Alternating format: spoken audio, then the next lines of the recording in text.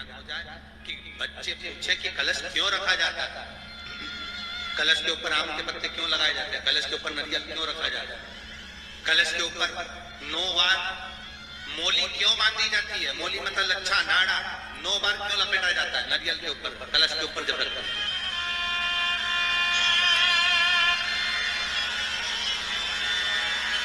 कलश के ऊपर जब जब श्रीफल रखाता है, नारियल रखाता है, तो उस पर 5 बार 7 बार मोली नहीं लपेटी जाएगी, तो 9 ही बार लपेटी जाएगी। 5 या 7 बार लपेटते हैं तो कहते हैं कि लक्ष्मी की छिन्नता होती है, और वो 9 बार लपेटी जाती है तो भरपूर लक्ष्मी का भंडार भरती है। क्यों क्यों कहते हैं? भगवान कुंभ का निर्माण कर रहे हैं, भगवान कलश का निर्माण कर रहे हैं, और भगवान स्वयं ब्रह्मदेव कर रहे हैं कि आप ऐसा निर्माण कर दो जिसमें 33 कोटि देवता स्वतः विराजमान हो जाए। तो भगवान ने उस कलश का निर्माण कर दिया। अब कलश का निर्माण करा तो स्वयं भगवान ब्रह्मदेव बोले, प्रभु इस कलश के अंदर मेरा स्थान कहाँ है, मेरा स्थान कहाँ है?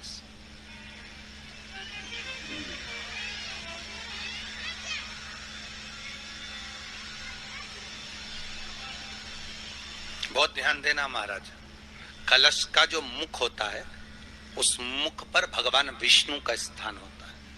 किसका स्थान है? भगवान विष्णु का। थोड़ा सा नीचे आओगे, जहां से कलश का मुख दबा हुआ होता है, वह जगह भगवान स्वयं शिव की होती है। किसकी जगह है? भगवान शंकर की। कलश का अग्रभाग, नीचे का भाग जहां से फैला हुआ होता है, वहां ब्रह्मा का आधिपत्य स्थापित होता है। फिर कलश का जो नीचे का भाग होता है वो भगवान शिव और शक्ति का स्थान होता है। कलश के बाहरी भाग में, जहां पर बाहर का हिस्सा होता है, उस कलश के बाहरी भाग में 33 कोटि देवताओं को भगवान शंकर ने लाकर विराजमान किया होता है। महाराज भगवान शंकर 33 कोटि देवताओं को निमंत्रण देकर उस कलश में विराजमान कर दिया। कितना सुंदर लिखा है देवी भागवत के अंदर कि जहां कलश की स्थापना होती है उस जगह पर किसी देवताओं को बुलाने की जरूरत नहीं होती। 33 कोटि देवता उस जगह पर स्वतः विराजमान हो जाते हैं। स्वयं 33 कोटि देवता स्वयं वहां विराजमान। नवरात्रे एकम से प्रारंभ नहीं होते, अमावस्या की रात्रि से प्रारंभ हो जाते हैं, इसलिए उसको कहते हैं नवरात्रे।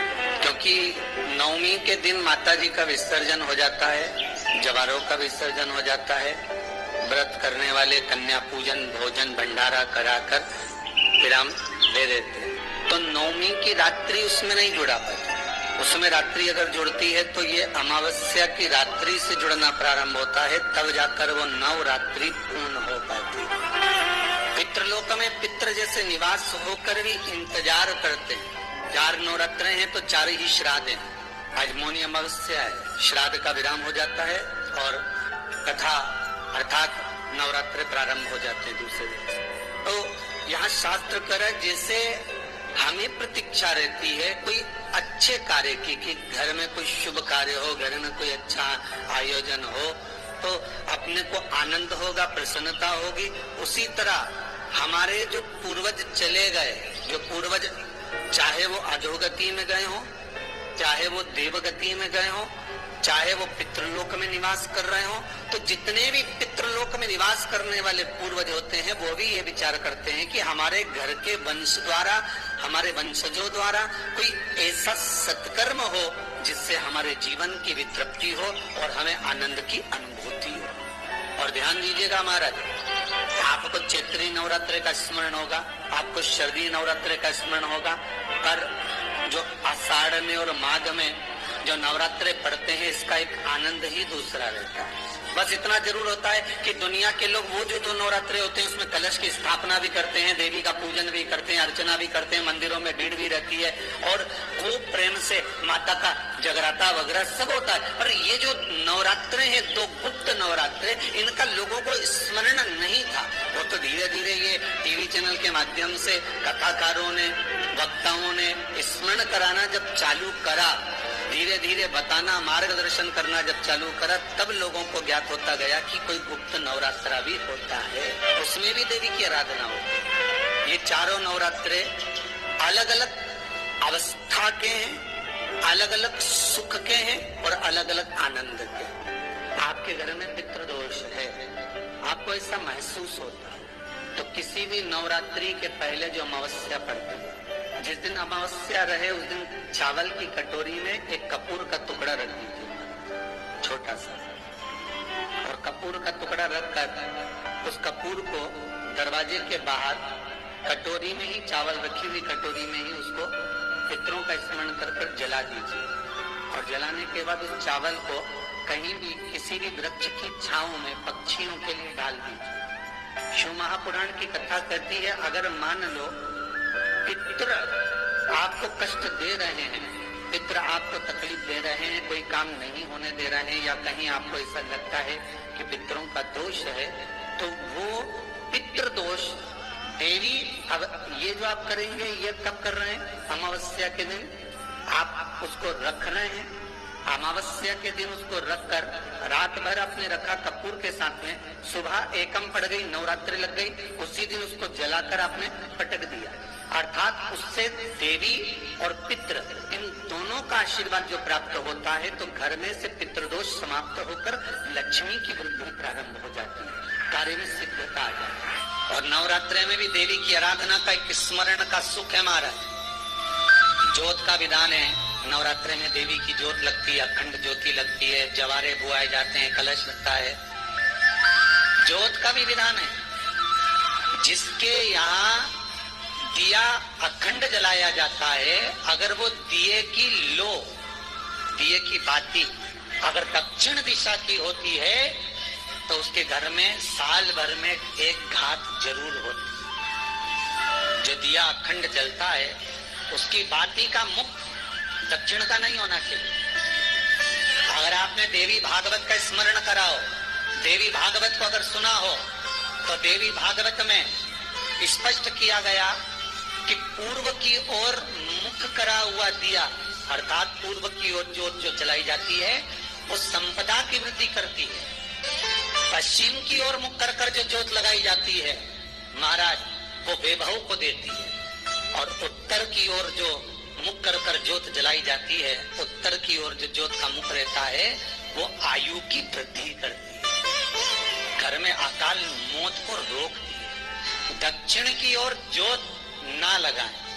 अगर आपको लगाना है पूरब की लगाएं, पश्चिम की लगाएं या उत्तर की लगाएं।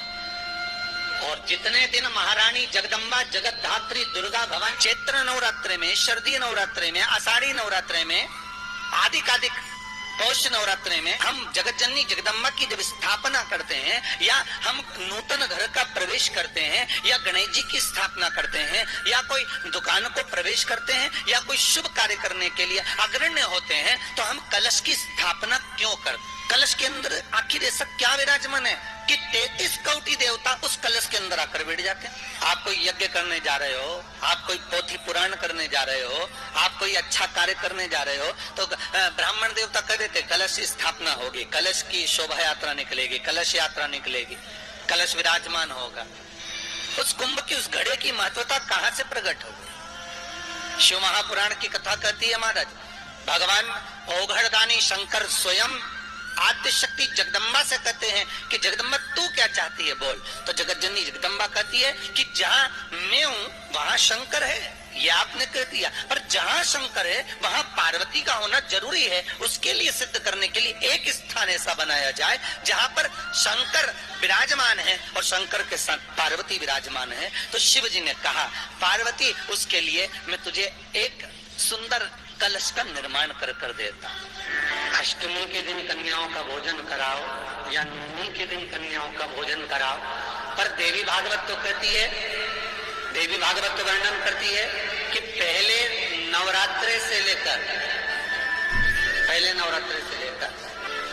नवमी तिथि तक जितने दिन देवी के होते हैं, प्रत्येक दिन में आप किसी भी दिन कन्याओं का भोजन करा सकते हो, पहली रात्रि से लेकर पहला दिन से लेकर, पर 90 दिन तो सुबेरे पूजन करके यज्ञ करके अनुष्ठान करके देवी को विसर्जन कर दिया, फिर नवरात्रि पूर्ण कैसे हुई?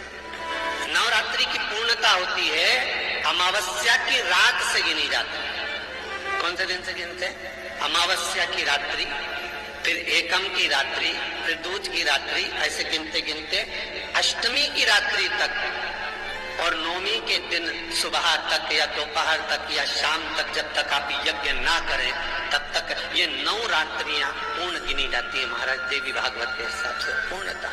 अब हमने कन्या भोजन का जो क्रम बनाया, अष्टमी के दिन करा देंगे, नौमी के दिन करा देंगे, इस तिथि को करा देंगे, पर भाव देखिए, शास्त्र कहता है भूखे को भोजन जब कराइए जब उसको भूख लगी हो, और ऐसों को कराइए जिसको जरूरत पड़ रही है।